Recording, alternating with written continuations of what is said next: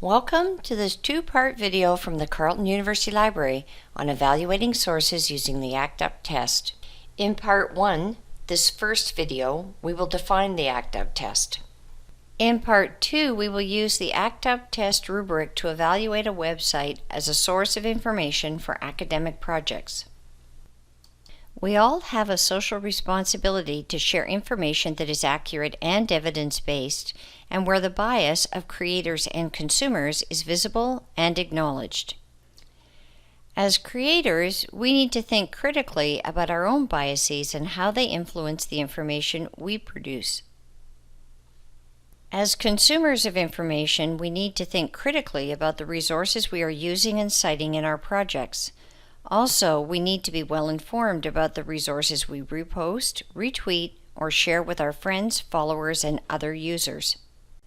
One way to integrate questions of bias into our information creation and use is to apply the ACT UP test. ACT UP stands for accuracy, currency, truthfulness, unbiased, and positionality and privilege.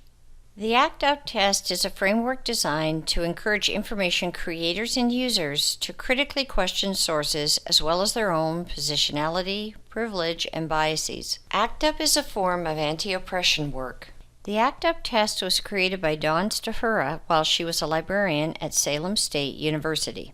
Let's look at the ACT UP test. We'll start on the library's homepage at library.carleton.ca. Underneath the Research Support column, we will click on the Guides link. Here, we will click on the Subject Guides link. Using the alphabet at the top, we will click on E for Evaluating.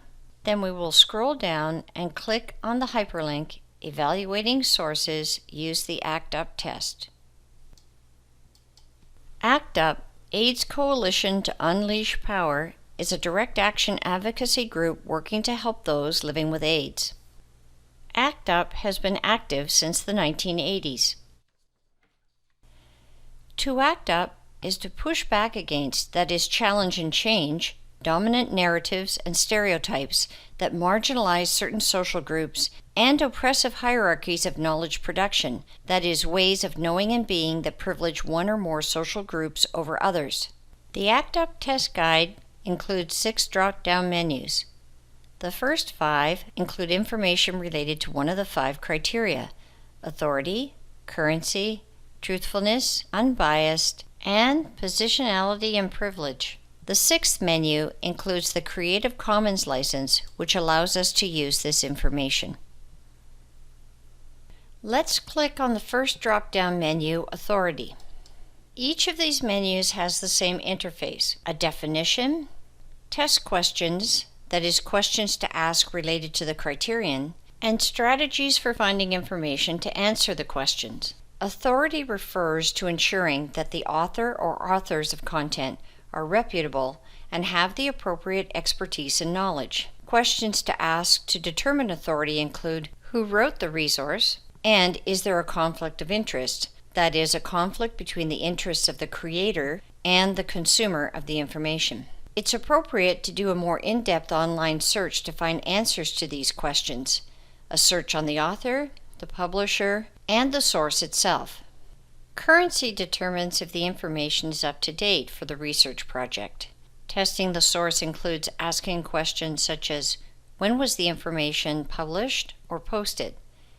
And is the information regularly updated? Strategies for answering these questions include locating the date last updated or the copyright date of a website.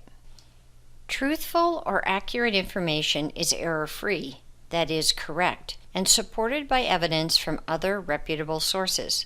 To test the truthfulness of information, we can ask questions such as: has the information been peer-reviewed? And are there errors in the information, that is, errors of fact or spelling mistakes? To find answers to these questions, reread the source to identify any typos or spelling mistakes in the text. Try and verify any of the source claims in other sources, and follow the rule of 3. You should be able to back up claims in at least 3 other sources. Unbiased information is relatively free of personal judgment and/or point of view. However, Most authors have a point of view or bias which can influence their purpose or intent when creating information. Likewise, our own points of view or biases can influence our source choices and interpretations. Question the information by asking, what are the author's biases? What is the author's purpose or intention in creating the information? And what are my biases? These questions can be answered by rereading the source to find any statement of the author's point of view, bias, or mission, identifying any source of financial support for the source, for example, for research projects, evaluating the language used in the source, and reflecting on our own biases. Finally, positionality can be defined as the social and political context that creates an individual's or group's identity in terms of race, class, gender, sexuality, and ability status. Positionality contributes to one's privilege within society. To determine positionality and privilege, ask questions such as, who is researching and publishing on a given topic in a given discipline? And who participated in a given research project and who did not? As well as, what is my positionality and privilege? To answer these questions, use strategies such as reflecting on the diversity of perspectives that are represented by the available materials and your own ability to access resources. This guide includes a downloadable rubric or table to make it easier to apply the ACT UP test to information. As we will see in part 2 of this video, this rubric can be used to gather the needed information to effectively evaluate a source and decide if it's appropriate for our research project. To recap, ACT UP is a framework for assessing the bias embedded in sources and includes 5 criteria: authority, currency, truthfulness, unbiased, and positionality and privilege. Both creators and consumers of information need to apply these criteria to push back against dominant narratives, stereotypes that marginalize certain social groups, and oppressive hierarchies of knowledge production, that is, ways of knowing and being that privilege one or more social groups over others. This is the end of this video.